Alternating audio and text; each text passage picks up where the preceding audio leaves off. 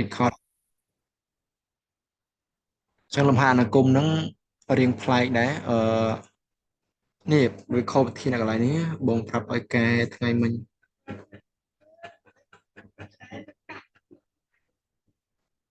ជាងកន្លែងនេះយើងត្រូវទៅសេថាវាមានរឹសពីរកន្លែងហ្នឹងមានក្នុងប្រធានវិញ្ញាសាពេលគេប្រឡងហ្នឹងគេដាក់មានរឹសទី1គេតាំងដល់ x' ស្មើ1ហើយរឹសទី2តាំងដល់ x សកុងស្មើនឹង alpha ដែលគេបញ្ជាក់ថាលេខ1ហ្នឹងធំជាង alpha ចឹងមានន័យថារឹសទី1មានតម្លៃធំជាង alpha ហ្នឹងក៏ជាលេខដែរគាត់ថាលេខហ្នឹងដឹងតែតូចជាងលេខ1អាច1កន្លះអាច1លើ2ឬក៏តម្លៃអីផ្សេងទៀតអញ្ចឹងយើងមើលប្រធានគេប្រធានគេនិយាយថា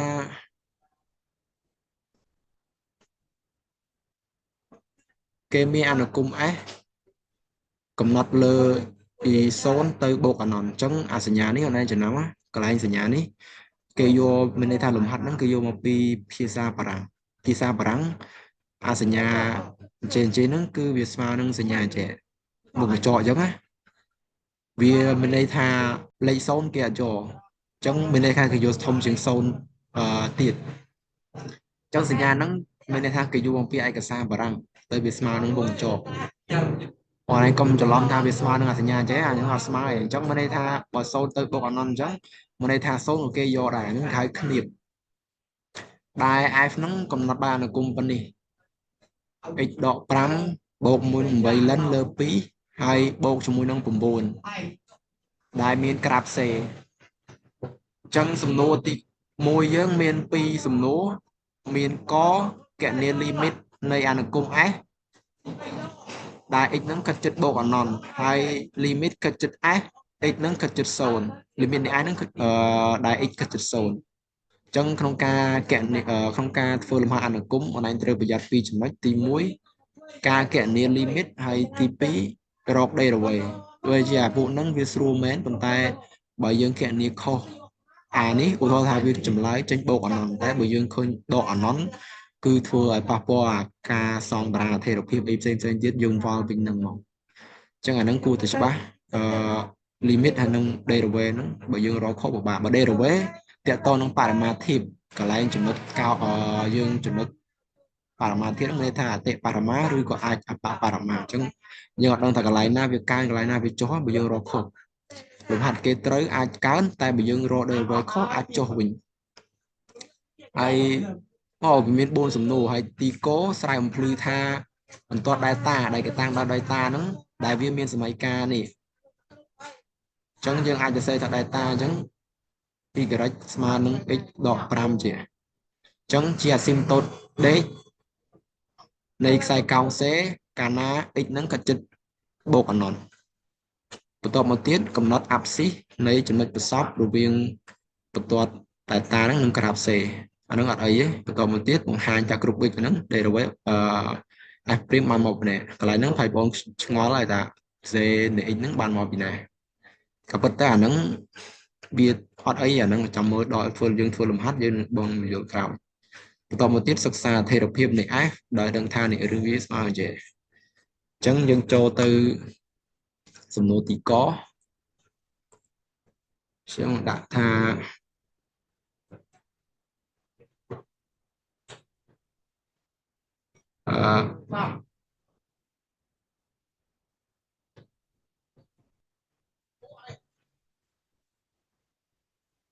ស្រាយអ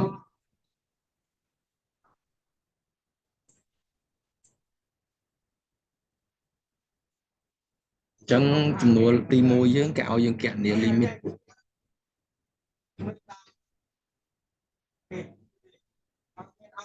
ទី1ទីកនេះគេឲ្យយើងរក limit នៃអនុគម S ដែល x គិតចិត្តបូកអនន្តនៃអនុគម S អញ្ចឹងយើងដាក់ក្រោយក៏បានដែរដាក់គេបានមកគេបាន limit x គិតចិត្តបូកអនន្ត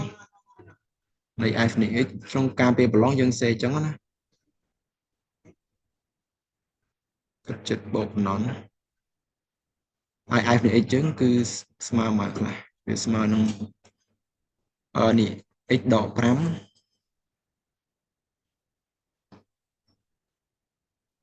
បូកជាមួយនឹង8លិន x មកប្រធានលើ x បូក9លើ x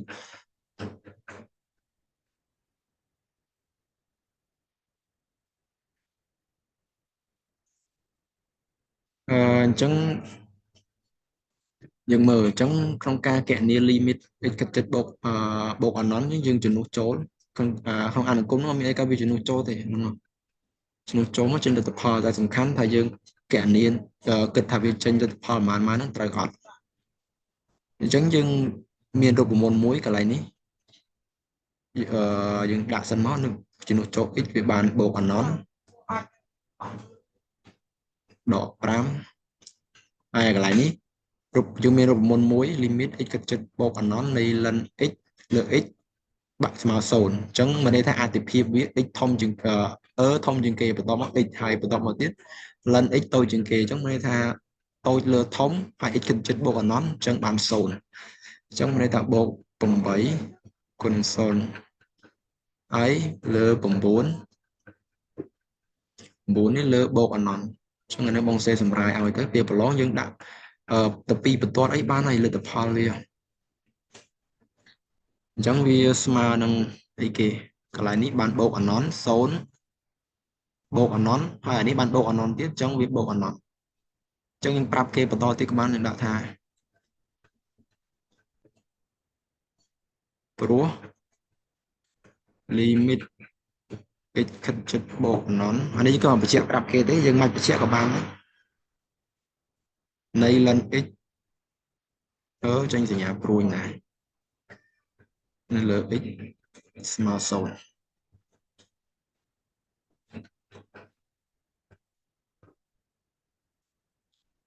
នឹងមួយបន្តមកទៀតទី2គេឲ្យយើងគណនា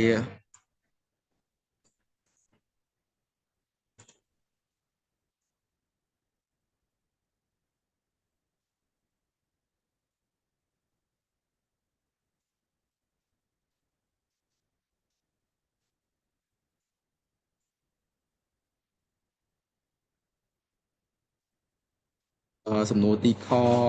សំណួរទីខក៏ឲ្យយើងគណនា x ខិតទៅជិត0នៃ f នៃ x អញ្ចឹងយើងដាក់ដូចគ្នាទៀតមកដាក់គេបានឬគេមានក៏បានដែរអញ្ចឹងពេលដែលយើងគណនាមែនតើយើងអាចដាក់0ណាដោយសារតែ limit ហ្នឹងវាចេះដូចបងប្រាប់អញ្ចឹងវាកំណត់លើអញ្ចឹងណាអញ្ចឹង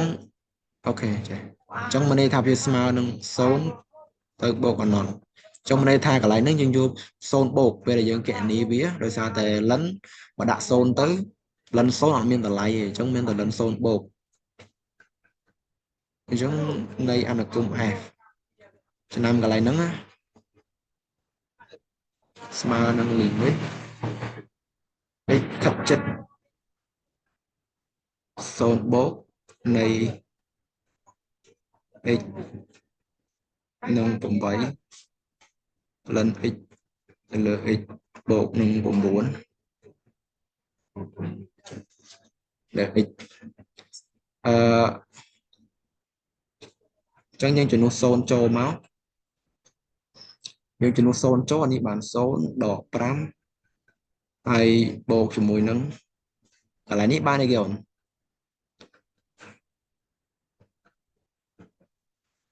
កន្លែងនេះនៅពេលដែលយើងជំនួស0ចូល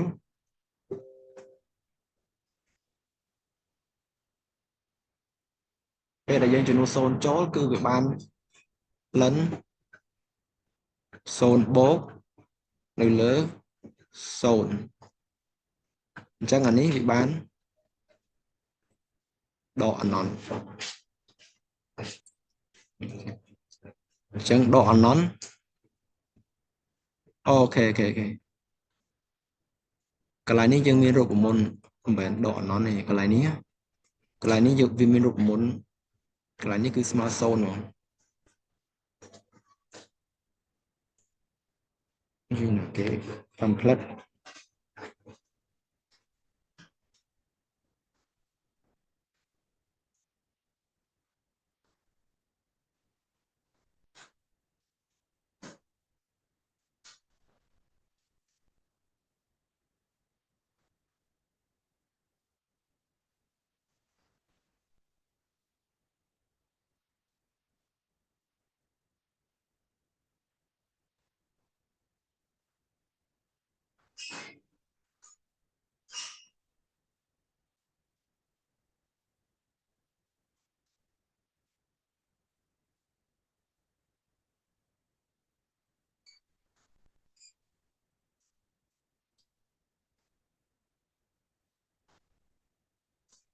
Nó ngày okបន្តទៀតកន្លែងនេះវាចេញបើយើងកណនាទៅត្រូវហើយកន្លែងហ្នឹងណាវាយចំណាំលិន0បូកហ្នឹងចេញហើយអានេះ0អញ្ចឹងវានៅអានេះដកកំណត់នៅលើ0អញ្ចឹងវាចេញដកអនន្តដែរហ្នឹងហើយកន្លែងនេះពេលដែលយើងចំនួនចូលមកវាបាន9នៅលើ0 0បូកអញ្ចឹងមានន័យថាលេខលើ0ចេញអនន្តអញ្ចឹងអនន្តនេះខាងបូកអញ្ចឹងពេលដែលយើងចំនួនមកវាឃើញដកអនន្តផងបូកអនន្តផងអញ្ចឹងពេលប្រឡងអាហ្នឹងចេញមកទីអាហ្នឹងភាសាដូច limit ចឹង limit រៀងដកអនន្តបូកអនន្តអញ្ចឹងអាហ្នឹងយើងអត់ដឹងចេញចម្លើយអីអញ្ចឹងដើម្បីគណនាកន្លែងហ្នឹងបានយើងត្រូវភាគបាយវាសិនមកនេះត្រូវភាគបាយវាសិនណាអញ្ចឹងមុននឹងធ្វើវាយើងត្រូវទៅសេ limit បន្តោងទៀតកន្លែងហ្នឹងណាអញ្ចឹងបងប្រាប់អញ្ចឹងកន្លែងហ្នឹងប្រយ័ត្នតិចប្រយ័ត្ន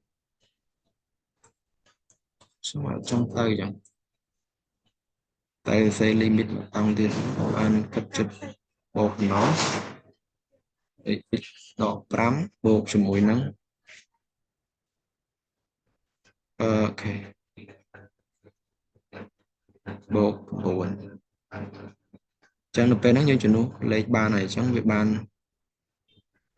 0ដក5បូកជាមួយនឹង8នៃលិនបូកហើយបូកនឹង9នៅលើ0បូកអញ្ចឹងវាស្មើបានដល់កន្លែងនេះវាចេញដកអនន្តនេះកន្លែងនេះដូចមកប្រាប់អញ្ចឹងលិន0បូកចេញដកអនន្តអញ្ចឹងដកអនន្តនឹងលេខដកអនន្តនៅលើបូកអនន្តចេញដកអនន្តដែរបើថានេះ0ដកចេញបូកវិញកន្លែងហ្នឹងវាអត់ច្រឡំសារនេះ0ដកប៉ះមកនេះដកដែរវាចេញបូកអនន្តអញ្ចឹងកន្លែងនេះវាចេញដកអនន្តហើយដកអនន្តនឹងលេខវាចេញទៅដកអនន្តដែរហ្នឹងអញ្ចឹងចម្លើយវាដកអនន្តបន្តមកទៀតទីកូនហ្នឹងគេឲ្យយើងស្រាវអំភ្លឺថាសមីការនេះអូខេអញ្ចឹងទីកូ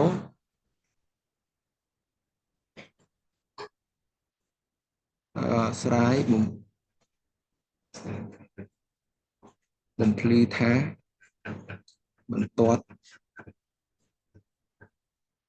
data នេះមាន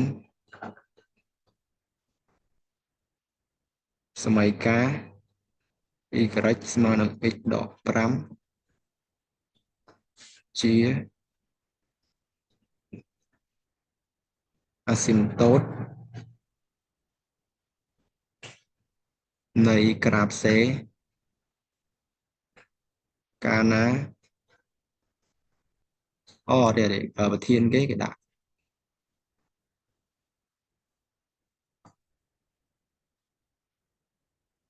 ធានគេដាក់ថាខាងក៏បានតែប្រធានគេដាក់ការណា x ខិតជិតបូកអនន្តខាងបូកអនន្តអញ្ចឹងក្នុងការបង្ហាញអាហ្នឹងគឺមានពីររបៀបប៉ុន្តែក្នុងន័យសាមញ្ញវាគឺយើងស្រួលយល់តែកន្លែងហ្នឹងមានន័យថាយើងយក limit អាហ្នឹងបងសេជាទូទៅវាហ្មងវាចេះក្នុងការបង្ហាញថាបន្ទាត់ណាមួយជា asymptote ជា asymptote trait ហ្នឹងមានន័យថា asymptote trait ទៅបីជាគេប្រាប់ថា asymptote trait ក៏ដោយដែរន័យថាជា asymptote trait ដែរហ្នឹងអញ្ចឹងក្នុងការបង្ហាញវាយើងត្រូវនេះគេមានរូបមន្តមួយបើគេឲ្យទៅខាងណាដាក់ limit គិតចិត្តបូកអនន្តអញ្ចឹងមកនៃអនុគម f ហើយដកនឹងអានេះអញ្ចឹងគេតាំងដោយបន្ទាត់ data អញ្ចឹងបើយើងរមកវាចេញ0អញ្ចឹងមានន័យថាបាទនេះស្មើ0អញ្ចឹងនាំឲ្យបន្ទាត់ data ហ្នឹងគឺពិតជា asymptote trait នៃក្រាបសេមែនអញ្ចឹងតើបងកន្លែងហ្នឹងណាអញ្ចឹងប៉ុន្តែនៅពេលដែលប្រឡងពរ៉ៃមិនបាច់ទៅសេច្រើនទេយើងគ្រាន់តែអាហ្នឹងគ្រាន់តែកាក់នៃគ្រាន់តែយល់ទេកន្លែងហ្នឹងប៉ុន្តែពេលប្រឡងមានវិធីលឿនអញ្ចឹង ông còn ta sẽ tha kế miến ăn cung F ស្មើនឹង x ដក5បូកនឹង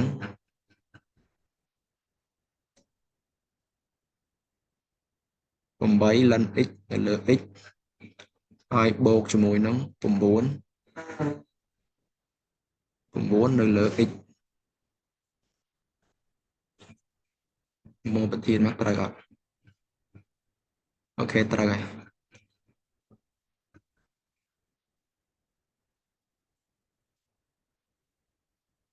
អញ្ចឹងបើយើងរកមកយើងត្រូវបង្ហាញមានន័យថាយើងត្រូវបង្ហាញយើងឲ្យ limit អាម្ដុំនេះធ្វើម៉េចឲ្យវាខិតជិតខាងណាឲ្យចេញ0ណាអញ្ចឹងមានន័យថាអាកន្លែងប្រធានលំហាត់ហ្នឹងគេប្រាប់ឲ្យ x គិតជិតបូកអណនប៉ុន្តែនៅពេលដែលគេអត់ប្រាប់គេថានៃក្រាបផ្សេងទៅទេអញ្ចឹងយើងទៅរកខ្លួនឯងតើ limit អាម្ដុំនេះដើម្បីធ្វើឲ្យអានេះ y នេះ y ស្មើ x បូក5នេះវាជា asymptote trade នៃក្រាបផ្សេងអញ្ចឹងថាតើអាម្ដុំនេះ limit គិតជិតខាងណាដើម្បីឲ្យវាស្មើ0ពេលខ្លះយើងត្រូវរកដោយសារតែបើថា limit គិតជិត0វាអត់ស្មើនេះវាចេញនេះដកអណនវិញយើងរកឃើញអញ្ចឹងមានន័យថាយើងត្រូវដាក់ខាងបូកអណនដើម្បីឲ្យវាខ្លាចជា limit គិតជិតបូកអណនទៅវាជា0អញ្ចឹងនាំឲ្យអានេះជា asymptote trade អញ្ចឹងណាចឹងចំណុចហ្នឹងគឺបងត្រូវយល់កន្លែងហ្នឹងចឹងវាដូចតែគ្នាដូចតាទិសស្ដីលើដែលបងនិយាយចឹងអញ្ចឹងនៅពេលដែលយើងដកវាមកវាចេញសល់តែប៉ុណ្ណេះសល់តែប៉ុណ្្នឹងអញ្ចឹងយើងរក limit ប៉ុណ្្នឹងដែរអញ្ចឹងបើវាចេញ0មានន័យថាអាហ្នឹងពិតជា symptom trade មែនអញ្ចឹងយើងដាក់ថាដោយ limit x ខិតជិតបូកអាណននៃ8 ln x ទៅលើ x បូកនឹង 9x នៅលើ x នេះអញ្ចឹងនៅពេលដែលយើងជំនួសបូកអណន្តចូលក្នុងអញ្ចឹងដូចបងប្រាប់យ៉ាងមុនដំបូងយើងតម្រូវភាគបែងយើងមិនបាច់តម្រូវភាគបែងក៏បានអានឹងចេញ0សិននេះមានន័យថាអតិភិបវាហើយចំណាំអនុភាពនៃអនុគម x អញ្ចឹងស្វ័យគុណ x ធំជាងគេបន្ទាប់មកទៀតយើងសរសេរពីតូចមកមុនអញ្ចឹងមុនដំបូងគេគឺ ln x ហើយវាតូចជាង x ហើយវាតូចជាងស្វ័យគុណ x អញ្ចឹងនៅពេលជាអនុគមច្រាស់វិញអញ្ចឹងមានន័យថា1លើស្វ័យគុណ x តូចជាង1លើ x ហើយតូចជាង1លើ ln x អញ្ចឹងចំណាំនៅពេលដែល x គិតជិតបូកអណនគិតតាមអន្តភាពវាអាណាអាតូចនៅលើវាចេញ0ហើយអាតូចនៅលើអាធំអញ្ចឹងកន្លែងហ្នឹងបងអត់លុបទេកន្លែងហ្នឹងដាក់ស្អីចឹងអញ្ចឹងយើងមិនបាច់តម្រូវភាគបែងទេអញ្ចឹងអាហ្នឹងតូចលើធំនេះ ln x អញ្ចឹងមានន័យថាវាស្មើ0លេខលើបូកអណនហ្នឹងយើងបូកអណនចូលក៏វានៅស្មើ0ដែរអញ្ចឹងស្មើ0អញ្ចឹងយើងដាក់ដូចនេះមកអត់មានអីច្រើនមានតែប៉ុណ្្នឹងទេអញ្ចឹងដូចនេះបន្ទាត់ data មាន y នេះស្មើនឹង x ដក5ជា asymptote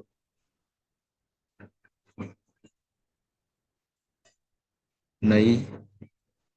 ក្រាฟសេខាងបូកអណន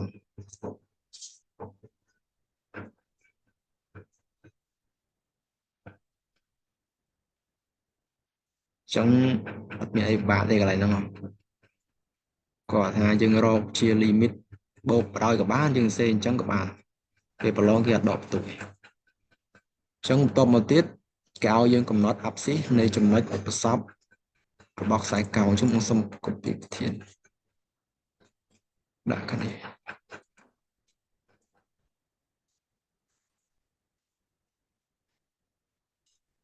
អូខេ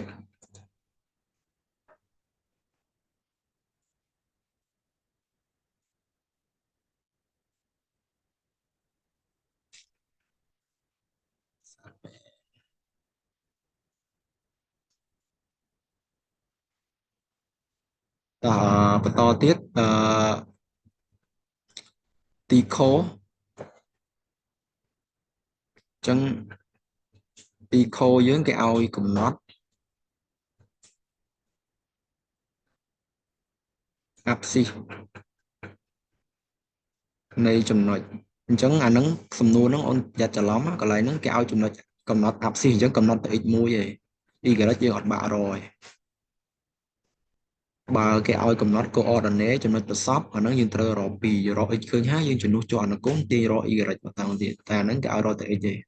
តែបើយើងរក y ក៏វាមិនខុសអីដែរវាប្រឡងគាត់ថាវាខាត់ពេលយើងឲ្យប៉ះលោកគ្រូខ្លះគាត់អត់ចង់ឲ្យបន្ទូទៀតគាត់ថាយើងអត់យល់ប្រធានលំហាត់អញ្ចឹងដើម្បីរកចំណុចប្រសពរវាងបន្ទាត់នេះយើងដឹងហើយថាបន្ទាត់ data នេះគឺមានសមីការ y ស្មើ x ដក5ហើយក្រាប c គឺមាន f នៃ x ស្មើនឹង x ដក5បូកជាមួយនឹង8 ln x នៅលើ x បូកនឹង9នៅលើ x អញ្ចឹងនៅពេលដែលយើងរកយើងផ្ទឹមវាមកយើងផ្ទឹមវាមកគឺបានហើយឃើញ x ហើយអញ្ចឹងយើងដាក់ថាយើងសរសេរអញ្ចេះក៏បាន x ស្មើនឹង c អញ្ចឹងក៏បានហើយបន្ទាប់មកវាសាក់ប្រមូលនឹងឬយើងដាក់ឲ្យស្មើគ្នាក៏បានដែរវាសាក់ប្រមូលនឹង x ដក5ស្មើនឹង x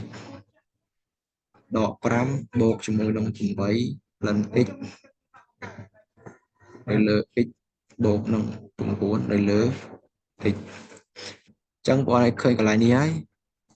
កន្លែងនេះយើងសម្រួលចោលបាន x ដក5 x ដក5សម្រួលចោលបានអញ្ចឹងនៅពេលដែលយើងសម្រួលចោលបានវានៅសល់ប៉ុណ្ណេះយើងសេមកនោះនៅសល់8 ln x លើ x បូកជាមួយនឹង9លើ x ស្មើ0អញ្ចឹងកន្លែងនេះយើងតម្រូវភាគបែក x ចឹងបងសុំទៅសេមកតង់ទៀតមកគ្នាយើងអត់យល់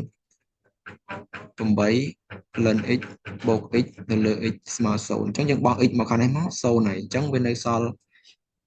បងសុំទាញរល ln x ឲ្យហើយនាំឲ្យ ln x ស្មើនឹងបោះ9ខាងនេះបានដក9លើ8អញ្ចឹងកន្លែងហ្នឹងអូនទៅចេះទាញ x អត់ x ហ្នឹងពេលដែលយើងទាញមកវិញវាបានអញ្ចឹងធ្វើម៉េចបានចេញអញ្ចឹងមកកន្លែងនេះបងសុំសម្រាយតិចណាកន្លែងនេះវាមកពីជាយើងបំពាក់បើបងអូនភ្លេចតែចេញមិនបងបំពាក់មកពេលដែល ln x ស្មើនឹងតម្លៃអីមួយថាស្មើការអញ្ចឹងយើងបំពាក់បំពាក់ exponential អានោះគុំ exponential បំពាក់មកសេគុណ ln x ស្មើនឹងសេគុណការអញ្ចឹងយើងមានរូបមន្តមួយរូបមន្តហ្នឹងគឺជាបើ ln លំលិនបើស្វ័យគុណ ln នៃលេខអីក៏ដោយវាស្មើនឹងការអញ្ចឹងកន្លែងហ្នឹងស្វ័យគុណ ln x អញ្ចឹងមានន័យថានាំឲ្យ x ស្មើនឹង ln ការស្វ័យគុណការអញ្ចឹងចំពោះអនុគម exponential មួយទៀតគឺដូចគ្នាអញ្ចឹងបងសូមបញ្ជាក់កន្លែងនេះមួយទៀតបើយើងមានឧទាហរណ៍ថាស្វ័យគុណ x អញ្ចឹងវិញស្មើការអញ្ចឹងយើងទាញរក x ទាញមិនអញ្ចឹងយើងក៏មានរូបមន្តមួយទៀតដែរគឺរូបមន្តហ្នឹង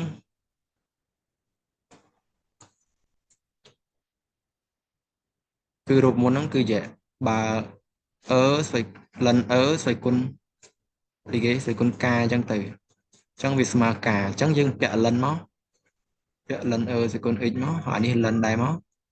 ញ្ចឹងនៅពេលដែលយើងទាញឲ្យ x នៅកន្លែងនេះវាចូលរូបមន្តនេះមួយអានេះអញ្ចឹងln ស្វ័យគុណការអញ្ចឹងការយើងស្មើ x ការយើងជា x អញ្ចឹងយើងនាំឲ្យ x ស្មើនឹង ln ការអញ្ចឹងអំពីហ្នឹងអូនត្រូវចាំអញ្ចឹងកន្លែងនេះយើងទាញបានយើងមិនបញ្ជាក់រូបមន្តទេអញ្ចឹងយើងនាំឲ្យ x មកស្មើនឹងអីគេស្វ័យគុណដក9លើ8អញ្ចឹងតម្លៃយើងប៉ុណ្ណឹងយើងអត់បើរក y ទេសារគេរកតែ abscissa ទេអញ្ចឹងដូចនេះ abscissa x ស្មើនឹងស្វ័យគុណ9លើ8ដាក់បន្តទៀតក៏បានដែរតែពេលប្រឡងយើងព្យាយាមធ្វើដូចនេះឲ្យវាខ្លីៗហើយយើងគិតថាវាមានន័យដោយសារតែអនុគមនឹង view នឹងដូចនេះដូចអីនឹងឯងបើយើងគិតសាច់ការគណនាគឺមិនសូវច្រើនដែរ តមកទៀតទី2ចឹងដល់ពេលដែលដាច់ Zoom បងផ្ញើទៅម្ដងទៀតអូនចូលមកណាដោយសារតែបងចង់បញ្ចប់មកលំហាត់ណាមួយអឺចឹងសំណួរទី2បង្ហាញថាគ្រប់ x នៅលើចន្លោះដែលគេឲ្យហ្នឹងគឺវាងបាន derivative នៃអនុគម s ស្មើប៉ុណ្ណឹងចឹងសុំកប់ខាងនេះទៀតស្រួលមើលទៀតចឹងសំណួរទី2សំណួរទី2កបង្ហាញថាអូខេ10នាទីទៀតចំពោះគ្រប់ x នឹងដាក់ផ្សេងកាត់ចំជារបស់ពី0ទៅបូកអណនផ្សេងអញ្ចឹងបានដូចគ្នាគេបាន f នៃ x ហ្នឹងអត់មានចងល់អីសួរបងផ្សាយយើងសិតតែជាសិស្សបងតែអញ្ចឹងបងគិតថាវាងាយស្រួលជាងលោកគ្រូអ្នកគ្រូដែលបងអាចនឹងក្រែងចិត្តឬក៏មិនហ៊ានសួរអញ្ចឹងសួរមកយើងចិត្តប្រឡងហើយអញ្ចឹងយើងដាក់មុនដំបូងគេយើងសេអនុគមដើមសិនមុននឹងគណនា derivative អញ្ចឹងគេមាន f នៃ x ស្មើនឹង ln x ដក5បូកជាមួយនឹង8នៅលើ ln x ទៅលើ x បូកនឹង9នៅលើ x អញ្ចឹងដើម្បីគណនាវាយើង derivative ធម្មតា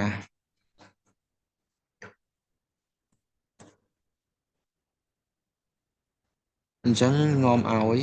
f ព្រាមនៃ x derivative x គឺចេញ1 derivative លេខចេញ0ហើយលេខ8យើងដាក់មកដែរមកហើយនេះយើង derivative អ៊ុយវេវាអញ្ចឹង derivative អ៊ុយវេបាននេះគេ derivative ln x វាបាន1លើ x ប៉ុន្តែយើងគុណនឹង x ទៀតមកសុំសេអញ្ចឹងសិនគុណនឹង x ហើយដកជាមួយនឹង derivative x បាន1អញ្ចឹងវាសល់ ln x នៅលើ v ការ៉េអញ្ចឹង x ការ៉េបន្ទាប់មកទៀតកន្លែងនេះយើងសេយកដើម្បីឲ្យស្រួលគណនាអាសាលេខយើងអត់ derivative ទេអញ្ចឹង derivative 1លើ x អញ្ចឹងអ៊ុយលើ v ដែរយើងក៏សេលើ v យើងបានដក1នៅលើ x ការ៉េអញ្ចឹងយើងសង្កត់ថារូបមន្ត derivative มันចាំអស់ហើយក៏គណនាបានដែរបន្ទាប់មកទៀតវាស្មើនឹងអានេះវាបាន1បូកជាមួយនឹង8 x នឹង x សម្រួលនឹងសម1ដកនឹង ln x ហើយនៅលើ x ការ៉េហើយដកនឹង9នៅលើ x ការ៉េអញ្ចឹងយើងតម្រូវភាគបែងវាមកពេលដែលតម្រូវភាគបែងវាបាន x ការ៉េ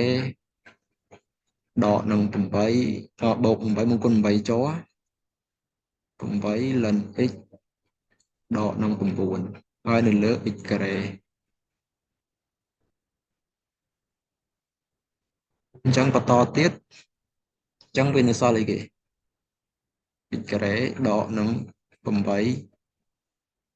ln x ហើយនេះវានៅសល់ដក1កន្លែងនេះ8នឹងដក9សល់ដក1ហើយនៅលើ x ការ៉េអញ្ចឹងគេថាឲ្យនេះគេឲ្យយើងបង្ហាញឲ្យស្មើប៉ុណ្នេះអញ្ចឹងយើងចេញតលេខអញ្ចឹងយើងដឹងថា z ស្មើប៉ុន្មានអញ្ចឹងយើងអានុគមភាគយកវាហ្នឹងឲ្យជា z បណ្ដោយទៅអត់មានអីពិបាកទេកន្លែងហ្នឹងយើងក៏ប្រាប់បញ្ជាក់គេថាដែល z ស្មើនឹងភាគឯងភាគយកដែលយើងរកឃើញហ្នឹងអញ្ចឹងវាដាក់ថាស្មើនឹង z នៃ x នៅលើ x ការ៉េអញ្ចឹងចប់ហើយប៉ុណ្ណឹងអញ្ចឹងដូចនេះគ្រប់ x ជារបស់ពី0ទៅបូកអណន្តគេបាន f គេថា derivative ទី1នៃអនុគម s ហ្នឹងគឺស្មើនឹងយើងមិនយើងដាក់ភាសាតែគេចង់បង្ហាញគឺ z នៃ x នៃ x ការ៉េយើងក៏ប្រាប់គេថាដែល z យើងស្មើនឹង x ការ៉េដក8 ln x ដក1នឹងចប់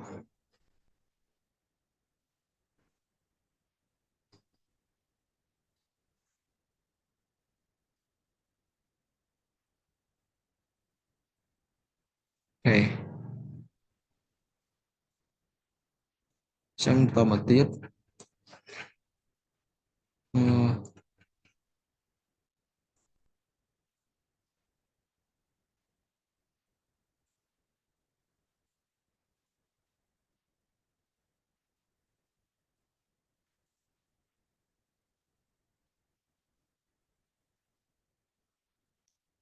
chẳng tao mà tiếp cứ cái áo dương sắc xa thay đặc hiệu chẳng ô mà chẳng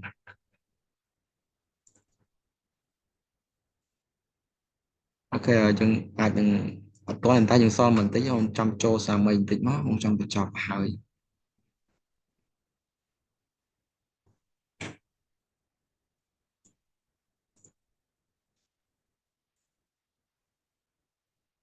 chẳng cái áo dương sắc xa thay đặc hiệu này anh cùng bị khó chồng mà chẳng so này thơ ép nó thơ si này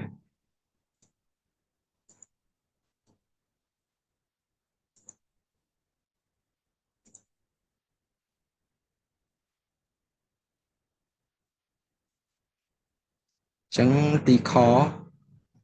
áo dương sắc xa thay đặc hiệu này anh cùng dương bạch xe và to tiết các bạn này đấy trên trăm bây giờ hàng cầu các bạn này chẳng không ca sắc xa thể độc hiếp nhưng tới đang thà dương kịch bị phim lắng chột rồi có chốt đại khát hay có càng đại khát léo nó cũng miền ai miền buồn miền càng chốt đại khát rồi có càng đại khát rồi có mình chỉ miền bay này càng chốt hay chốt đại khát là càng đại khát chẳng á chẳng không ca sắc xa thể hiếp cái trong đang chẳng thà nó cũng nó càng cá rồi có chốt chẳng là bâyศึกษาเทរភាពយើងត្រូវរក derivate វាអញ្ចឹង derivate យើងរកឃើញពីលើហើយប៉ុន្តែកន្លែងនេះគេប្រាប់ថា z នៃ x នេះអានុគម z ហ្នឹងវាមានឫសស្មើប៉ុណ្នេះអញ្ចឹងដើម្បីគណនាអានឹងបានយើងត្រូវយើងកំពុងគិត z គិត f សិនដាក់គេមានគេមាន f ហ្នឹងស្មើនឹង derivate ដែលយើងរកឃើញ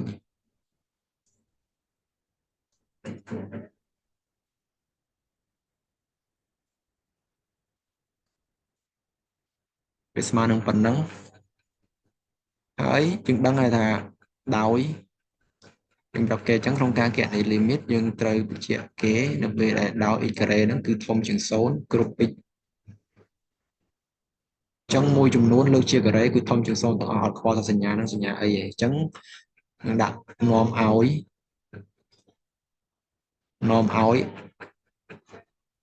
អូអានេះ derivate នាំឲ្យ f' នៃ x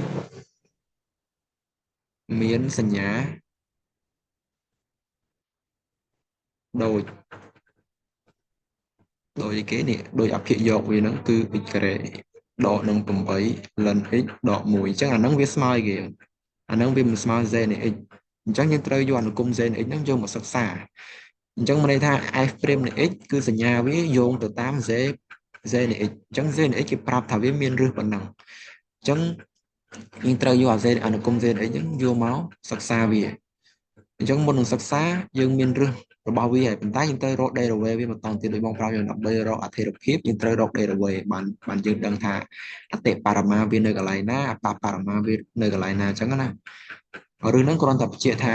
កន្លែងហ្នឹងធ្វើឲ្យ z ហ្នឹងស្មើ0ទេប៉ុន្តែមិនមែនបញ្ជាក់ថាវាបត់ចុះកោងកន្លែងណាទេទោះតែយើងសិក្សា derivate វាអញ្ចឹងយើងដាក់គេមានគេមាន z នៃ x ស្មើនឹងព្រីមការ៉េln x ដក1អញ្ចឹងនាំឲ្យ z ព្រីមនៃ x ស្មើនឹងអីគេ 2x ដកនឹង derivate លើ x បាន1លើ x អញ្ចឹង8នៅលើ x អញ្ចឹង derivate 1ស្មើ0អញ្ចឹងយើងតម្រូវភាគបែងបន្តទៀតមកវាបានអីគេអឺ 2x ការ៉េដកនឹង